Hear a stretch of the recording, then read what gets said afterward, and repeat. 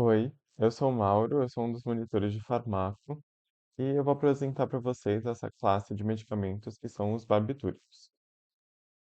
Bom, para introduzir esses medicamentos, é interessante ver um pouco da história deles e entender por que que eles são relevantes hoje em dia.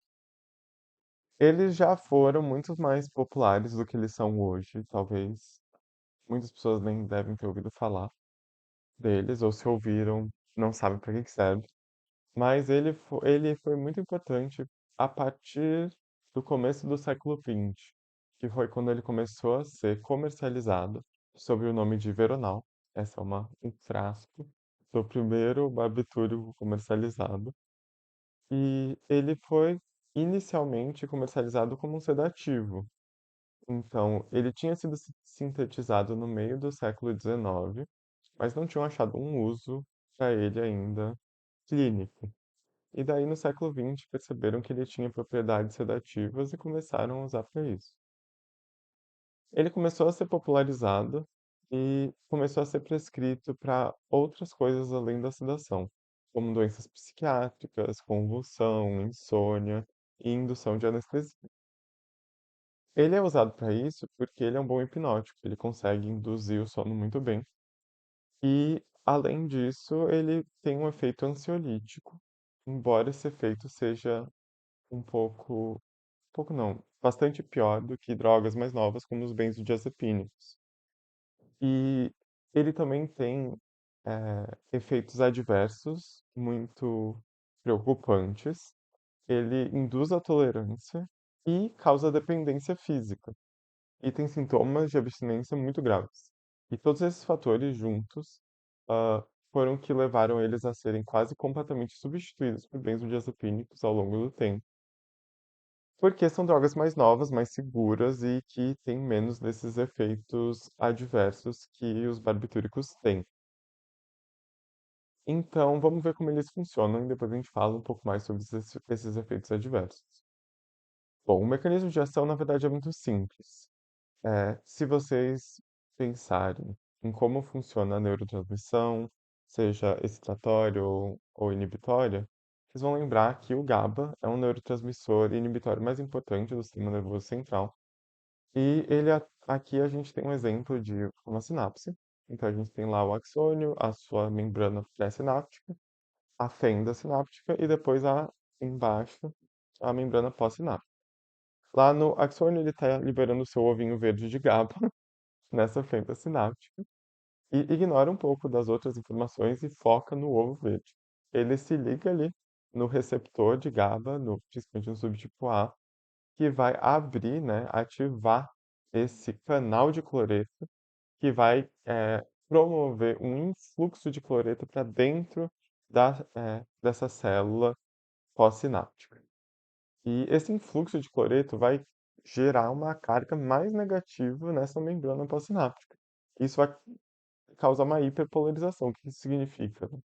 Como ele está mais negativo, você vai precisar de muito mais estímulo para conseguir excitar esse neurônio, porque ele está muito mais negativo do que ele normalmente estaria por causa dessa ação do neurotransmissor inibitório GABA. E por que que a gente precisa entender isso? Porque é aí que o barbitúrico atua, não no receptor do GABA, mas em outro sítio desse receptor que vai prolongar essa abertura desse canal de cloreto ativado pelo GABA. Então, assim que o ovinho GABA se ligar ali no receptor, e o barbitúrico estiver ao mesmo tempo ligado, esse canal vai ficar aberto por mais tempo, então vai causar uma maior hiperpolarização, né? Um maior grau de negatividade ali na membrana pós-sináptica e vai tornar ainda mais difícil excitar esse neurônio por mais tempo. Então, esse é o principal mecanismo de ação dos barbitúricos, que é muito parecido, né, com outros depressores do sistema nervoso central. Ele age por todo o sistema nervoso central. Além disso, ele tem outras ações um pouco menos importantes. Ele pode, em altas concentrações, agir como um próprio agonista direto, ou seja, ele pode meio que tomar o lugar desse ovinho GABA, quando ele não está lá, e abrir sozinho o canal de cloreto. E ele também pode inibir os receptores de glutamato, que é um dos principais, né? Se não o principal neurotransmissor excitatório do sistema nervoso central. Então, essas ações vão se somando para causar a depressão, do sistema nervoso central que os barbitúricos causam. Tá bem. Entendido isso, a gente precisa ver os exemplos. Eu trouxe os exemplos, eu acho que são mais comuns, são medicamentos que ainda são usados hoje em dia, embora em situações muito, muito, muito específicas, e que talvez você já tenha ouvido falar. Então, tem o fenobarbital, o pentobarbital e o tiobarbital. Cada um deles tem um tempo de ação diferente. O fenobarbital é um barbitúrico de ação longo, então a sua ação pode durar mais de um dia, por exemplo. O pentobarbital já é uma ação curta, 3 a 8 horas, e o tiopental, uma ação ultra curta de 20 minutos. E essa ação reflete nos usos terapêuticos deles. Então, o tiopental, que tem uma ação ultra curta, é muito bom para ser usado na indução anestésica, em que você quer gerar, né, um estado hipnótico breve para induzir, né, a sedação e depois, né, manter a sedação com outro medicamento. Então, o tiopental até hoje é usado para isso, principalmente nos casos, de pacientes que têm hipertensão craniana, porque os barbitúricos podem ter um efeito, sobre essa condição. Já o pentobarbital e o fenobarbital, que tem uma ação mais prolongada, não são muito interessantes na indução, anestésica hoje em dia, porque o efeito dele dura muito mais do que você precisa durante uma cirurgia, né. Pensa, o fenobarbital dura mais de um dia. E eles podem ser usados como anticonvulsivantes. Então, não é para todo mundo, é mais em casos refratários ou em casos mais graves em que outros medicamentos não foram eficazes. Mas eles ainda são usados hoje em dia. Então, eh, vamos olhar um pouco da farmacocinética, né? Ah, que, mas o principal da farmacocinética é o quê? Eles têm uma ótima biodisponibilidade, chegando a 95% em alguns dos exemplos. Eles atravessam a barreira placentária, então em grávidas, isso pode causar uma depressão do sistema nervoso central do bebê. Eles são metabolizados pelas enzimas, né, do complexo P450, e eles são potentes indutores dessas isoenzimas. Então, qualquer fármaco que precise ser metabolizado no fígado por essas enzimas vai ser afetado caso o paciente esteja usando, principalmente de forma crônica, os barbitúricos, porque elas vão estar mais potentes, as enzimas vão metabolizar tudo e vai diminuir o efeito desses fármacos. E eles são excretados pelo sistema renal. Os usos terapêuticos eu já mencionei na casa dos exemplos, né? Eles servem como anestésicos, anticonvulsivantes e hipnóticos sedativos. Se usava antigamente muito para o sono, mas, de novo, com os novos fármacos, eles foram um pouco substituídos e hoje em dia não são muito mais usados para insônia. Ah, interessante falar que esse uso, assim, para doenças psiquiátricas e para o sono foi o que gerou muita dependência, porque né, era um uso crônico desses medicamentos, então as pessoas acabavam muito dependentes. E por que que elas ficavam dependentes? Bom, porque dentre seus efeitos adversos, esses fármacos, eles causam efeitos euforizantes. Então, podem causar uma certa euforia no paciente. E isso pode ser usado como uma droga, né, de abuso. Ser usado de forma recreativa e, a partir disso, a pessoa pode desenvolver dependência. Por quê? Primeiro, eles causam uma dependência física. Então, a pessoa sente a necessidade de continuar usando o fármaco. Além disso, eles causam uma abstinência muito, muito grave, assim, pior do que está descrito no livro lá, pior do que a dos opioides, e pode até causar morte. Então a pessoa pode morrer por causa de uma abstinência, caso ele pare de usar o medicamento de um dia para o outro. E além disso, né, pode causar tremor, ansiedade, fraqueza, vômitos, convulsões, delírio. Ele também tem um efeito paradoxal que, tipo, em vez de causar depressão, ele causa excitação, a pessoa fica agitada, principalmente em idosos, fica delirante. Como eu já falei, ele vai interferir nos fármacos metabolizados pela PC450. Ele provoca uma ressaca, então, assim, se você usa esse medicamento, ou é induzido por esse medicamento, num dia, no outro dia você vai acordar com uma ressaca parecida com a do álcool.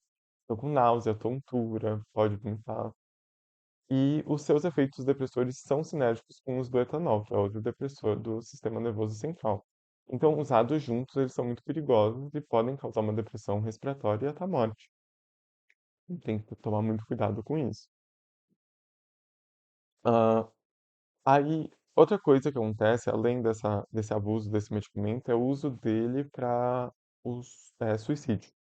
Então, muitas pessoas induzem, né, a própria morte usando esses fármacos, né, como overdose.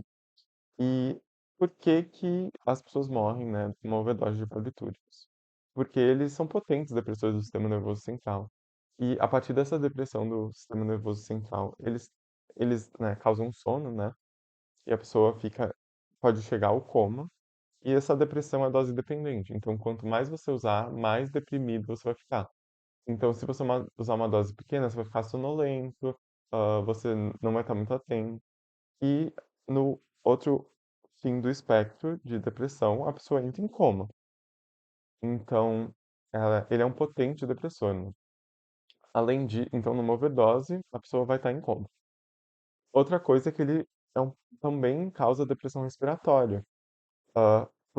Por afetar o centro respiratório, né, do cérebro, ele faz com que, em doses altas, a pessoa simplesmente não consiga ter as respostas à hipóxia fisiológicas, e daí eles param de ter esse drive respiratório e param de respirar. E daí, né, morre. Eles também têm alguns desses fármacos, eles podem causar depressão cardiovascular, eles diminuem o débito cardíaco. Isso também pode contribuir, né, numa overdose para efeitos, manifestações clínicas muito ruins. Eles podem causar também hipotermia e uma reação alérgica a fármacos que não é muito específico para overdose de barbitúrico, mas também existe bastante na overdose de barbitúrico que causam várias bolhas na pele quando existe essa overdose. Quando você olhar isso, pode ser gerar uma suspeita de que a pessoa teve uma overdose por barbitúricos. E é isso, é uma visão geral e simplificada do que esses medicamentos fazem, o que que eles são abusados, o que que acontece numa overdose. Se vocês tiverem qualquer dúvida, vocês podem me chamar no WhatsApp. E essas são as minhas referências. É, eu recomendo demais o Farmacologia Ilustrada, porque ele é bem simples, bem fácil de entender. E se você quiser entender tipo, um pouco mais a fundo, eu gostei bastante desse artigo do UpToDate sobre envenenamento por fenobarbital, né, e barbitúricos. E também esse manual de farmacologia terapêutica do Goodman e Gilman, que esse livro é bem mais aprofundado, né, que os outros. Então foi isso, muito obrigado.